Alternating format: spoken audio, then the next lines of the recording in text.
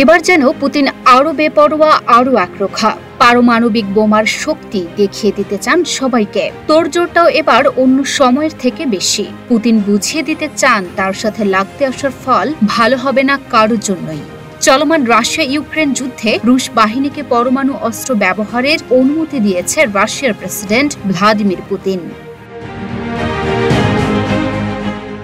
উত্তরাধিকার সূত্রে পাওয়া পারমাণবিক অস্ত্রের বিশাল বহরের মালিক রাশিয়া। বর্তমান বিশ্বের সবচেয়ে বড় নিউক্লিয়ার ওয়ারহেডের ভান্ডার রয়েছে রাশিয়ায়। এই সুবিশাল পারমাণবিক ভান্ডার যে কারো মাথায় ঘুরিয়ে দেবে। ফেডারেশন অফ আমেরিকান সায়েন্টিস্টের মতে পুতিন প্রায় ৫,৫৮০ পারমাণবিক ওয়ারহেড নিয়ন্ত্রণ করেন। এছাড়াও প্রায় ৪,৩৮০টি দীর্ঘ পাল্লার এবং স্বল্প পরিসরের কৌশলগত অস্ত্র রয়েছে, যা পারমাণবিক শক্তি দ্বারা ব্যবহার করা যাবে।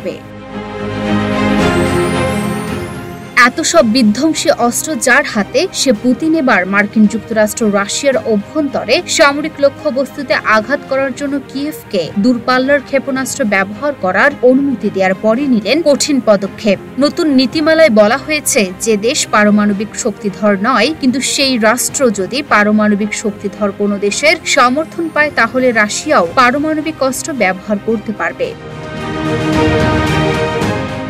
এর আগে বেশ কয়েকবার পারমাণবিক অস্ত্রের জোর দেখিয়েছিলেন, ভয় দেখিয়েছিলেন পারমাণবিক যুদ্ধের, তবে শেষ পর্যন্ত সেগুলো শুধু হুঙ্কারই থেকে গেছে।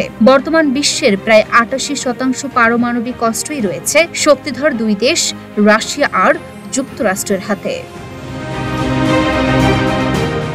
Luna Afroz Nipa, Dhaka post.